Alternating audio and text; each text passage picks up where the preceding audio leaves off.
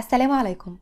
اللي انتوا شايفينه ده مش قرص ولا حاجه، لا دي كيكه عامله نفسها بسكوت، او نقدر نقول عليها كوكيز، بس انا عاملاها بحجم عملاق كده علشان اللي ياخد واحده يفطر او يتعشى منها ياخد واحده وبس وتكفيه. لكن انتوا لو عايزين تعملوا بحجم اصغر من كده براحتكم، وعاملاه ب3 مكونات وبس.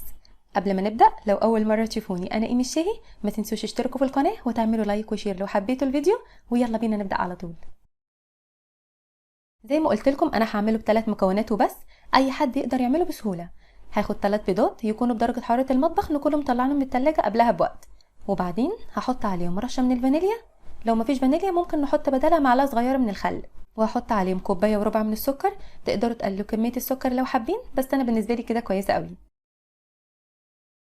وبعدين هنضرب البيض والسكر مع بعض بالمضرب الكهربائي لغايه لما يبقى عامل زي الفوم كده. ممكن اللي ما عندوش مضرب كهرباء عادي جدا يستخدم المضرب اليدوي العادي لغايه لما يبقى بالشكل ده.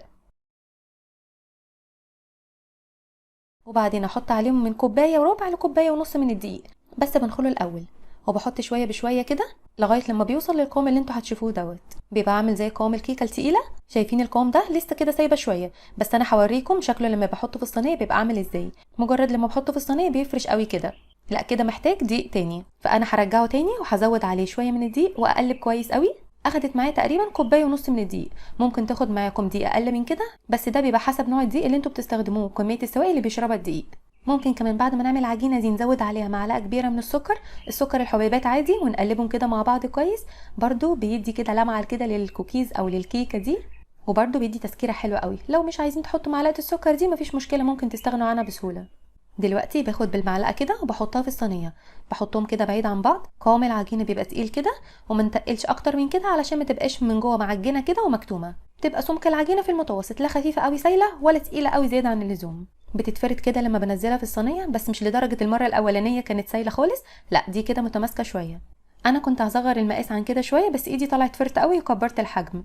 كميه العجينه دي لو عملناها بحجم متوسط شويه تعمل لنا حوالي من 12 ل 14 واحده، ولو بحجم صغير تعمل لنا كتير خالص.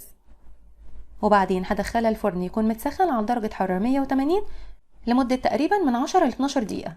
بعد ما خرجت كده من الفرن نسيبها تبرد شويه وبعدين نشيلها. مش بتاخد وقت في الفرن خالص، مجرد لقينا الجوانب بتاعتها احمرت شويه خلاص كده هي استوت. نشربها بقى مع كوبايه شاي ساده او بلبن من غير سكر، هنلاقيها طعمها ولا يا ولا. اعملوا منها بقى مقدار الضعف علشان هتخلص في ساعتها. جربوها وقولوا لي رايكم ايه، وما تنسوش تعملوا لايك وشير لو حبيتوا الفيديو، واشوفكم ان شاء الله على خير الفيديو الجاي، وباي باي.